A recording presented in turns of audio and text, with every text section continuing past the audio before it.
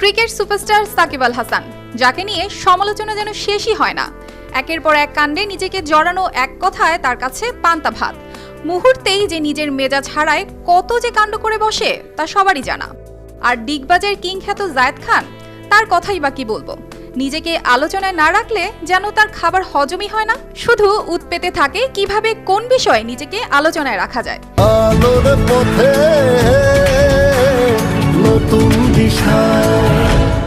এভাবেই শোবিজের অনেক শিল্পীরাই নিজেকে আলোচনায় রাখতে এক একটা টোটকা করে থাকেন। সম্প্রতি সোশ্যাল মিডিয়ায় একটা ভিডিও ছড়িয়ে পড়েছে, যেখানে দেখা গিয়েছে জায়েদ খান ও সাকিব আল হাসান একটি সুইমিং পুলের সামনে পাশাপাশি দাঁড়িয়ে আছেন।